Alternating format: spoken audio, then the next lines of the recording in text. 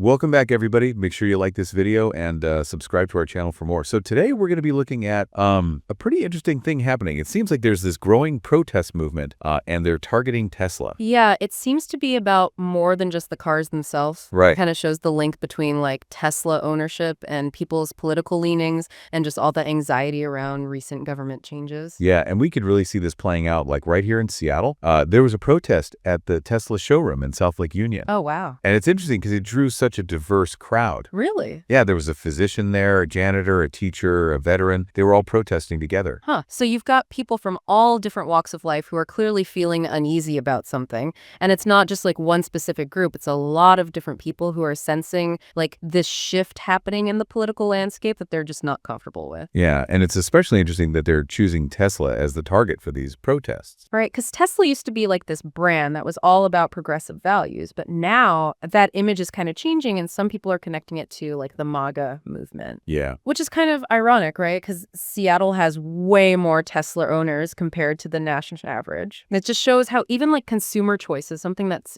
seems so normal, can get tangled up in politics. Yeah, for sure. And there are definitely some deeper concerns at play here. I mean, it's bigger than just Tesla. These protesters are worried about some of the bigger trends they're seeing, like all the funding freezes and layoffs happening across so many government agencies. Yeah. I mean, we're talking about the Department of Education, the National Institutes of Health, USAID, the EPA, the VA. It's a long list. Yeah, and that creates this feeling of instability, right? People are worried about what's next. And when you start seeing these essential services and research programs getting hit, it really ripples out and affects so many people's lives. Exactly. And we're hearing some really personal stories from people about how this is affecting them directly. For instance, there's this physician at the protest who was saying that her daughter's actually seeing all these layoffs happening at NOAA. It makes the impact of these changes so much more real and personal. Oh, for sure. And it goes beyond just the job losses. It's about potentially dismantling institutions and all this expertise that we've built up over time. You know, these things have been like pillars of American society. Right.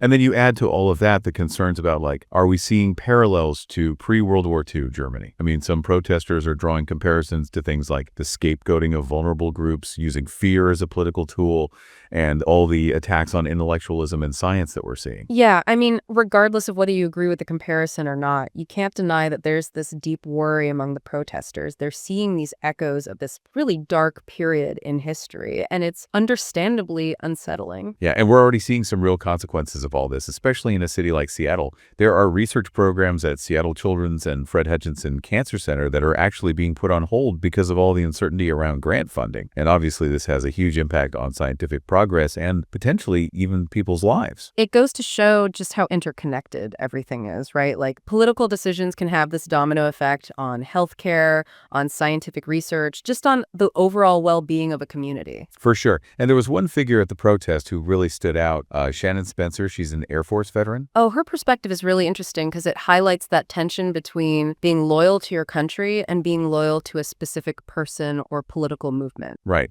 And she was talking about how she's really troubled by the fact that some of her fellow veterans are supporting a movement that she feels goes against the oath they took to protect the country. Yeah, it's like her being there at the protest is this powerful reminder that patriotism can take on different forms and that blind allegiance can be dangerous. Exactly. She's very vocal about how dismayed she is with what she sees as this erosion of democracy happening. And she's really worried about the consequences of just giving unquestioning loyalty to an individual. Wow, that really underscores how emotionally charged all this is. It's not just about disagreeing on policies anymore. It's like deeply held values and beliefs are being challenged. Yeah, it's kind of wild, right? Like how regular, everyday things, even brands, can get so caught up in all this political stuff. Yeah, it really says a lot about how divided we are as a society. Like, we can't even look at something without seeing it through this political lens. And that's dangerous, right? I mean, when everything becomes about your political beliefs, it's hard to find common ground. You can't have a conversation. You can't even see each other as people anymore. Yeah, it's like we're always looking for reasons to be divided instead of trying to find things we have in common. Exactly. And I think that's really what we see with this protest in Seattle. You have this group of people, all different backgrounds, different walks of life, but they're united by this feeling that something's off, something's wrong with where we're headed. Yeah, and the fact that they're choosing Tesla as their target, it says something. It's not just about about the cars. Right. It's about what Tesla represents. Exactly. For a lot of people, Tesla was this symbol of the future. Like, we can have this technology, be environmentally conscious, be progressive. But now that image is being challenged. Like Tesla's getting tied to this political ideology that a lot of people just don't like. Yeah, and to see this shift happening in Seattle, of all places, with so many Tesla owners. It's like a microcosm of what's happening across the country. Totally. You've got one side who sees Tesla as innovation, progress, proof that we can embrace technology and still care about the environment. And then you have the other side, they see Tesla as like elitist, a status symbol for rich people, and now it's been taken over by this political movement they hate. And all of this tension, all these different perspectives,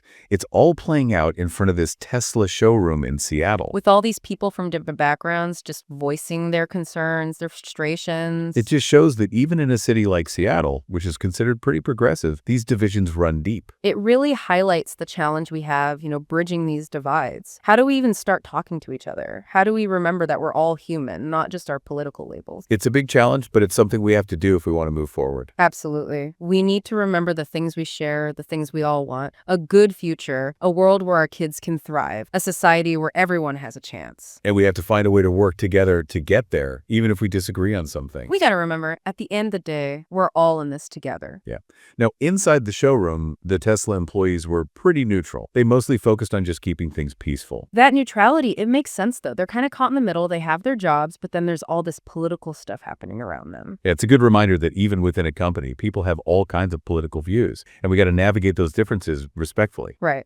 But the protesters, they weren't really interested in being subtle, but their slogans were pretty out there. Yeah, they had signs that said things like Tesla funds fascists, stop Musk's coup, smash the oligarchy, basically saying that tech billionaires and the far right are teaming up. I mean, those slogans are definitely provocative, but they get the point across. They're angry, they're scared. They see this as a threat to democracy. This isn't about polite debate. It's about sending a message. Right, like that language was meant to shock people to get their attention, and it shows just how strongly they feel about this. And it might turn some people off, but it definitely resonates with others who feel the same way. It just shows how political discourse works these days, especially with social media. Yeah, it's about making a statement, getting people to think about what's happening. And I think they've achieved that. Like, whether you agree with them or not, they've started a conversation. They've put their perspective out there. And that's important. In a democracy, it's good to have people pushing back, challenging the status quo. It forces us to look at the hard truths and talk about what we want our future to look like. Yeah, it reminds us that being politically engaged is more than just voting. You can speak out, you can organize, you can make your voice heard. And in this case, they're using Tesla, this symbol, to start a bigger conversation about democracy. Who knew cars could be so political? It's a sign of the times. It's like every little thing, every choice you make becomes this battleground for political ideas. It's a reflection of how divided we are. Yeah, it makes you think about the messages we send, even in the everyday things we do. And the big question here is, if even cars can be this politically charged, can we even find common ground anymore? It's a tough question. But I think as we move forward, we have to remember that dialogue, empathy, actually listening to each other, those are the things we need to bridge the gap. We all have to do that no matter what side we're on. Absolutely. We have to find a way to talk about our differences respectfully, productively. That's more important now than ever. Yeah. And it's important to acknowledge what's behind all of this. I mean, these people have real fears. They're anxious about all these changes, the funding freezes, the layoffs, the government agencies being dismantled. These things have real consequences. People are scared. They don't know what's next. And that fear turns into anger, frustration. It's understandable that they want to express that. And they've chosen Tesla as this symbol, right? It's a way for them to focus their anger, their anxiety. It's like they're saying, we're not just going to sit here and watch while everything we care about gets destroyed. And to see this happening in Seattle, a place that's usually seen as liberal, it shows that this goes beyond the usual political lines. It's not just a left or right thing. It's a human thing. When people feel threatened, they react. And Shannon Spencer, the veteran, her perspective adds a whole other layer to this. Her concerns about democracy, about blind loyalty, it's powerful. Yeah, it makes you think about what's happened to our political discourse. Like, we've forgotten the basic principles of our democracy. She's a reminder that patriotism isn't about blindly following someone or some party. It's about standing up for the values, the ideals that our country was built on. And one of those values is dissent, the right to protest, to speak your mind, even if you disagree. That's something we need to protect, to respect, even when we don't like what we're hearing. So where does all this leave us? What can we learn from this protest and all the anxieties behind it? Well, I think it's a wake-up call. Like, we need to be more present, more thoughtful, more willing to listen to people who see things differently than we do. Yeah, it's like a call to action. We got to figure out how to bridge these gaps, rebuild trust, and remember what democracy is all about. It's a challenge, but we got to do it. If we want a better world for us and for our kids,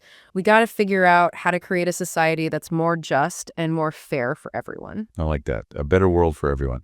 And it's crazy, right, that something as ordinary as a car can become this symbol of how divided we are. It really makes you think. Yeah, it does. And it makes you wonder, what can each of us do to help? How can we create more understanding, more unity? That's the question we all need to ask ourselves. That's a great point to end on. Thanks for joining me today. Yeah, it was great talking about all this with you. To all our listeners, thanks for tuning in. Don't forget to like this video and subscribe to our channel for more deep dives into the news that matters. Until next time, stay curious.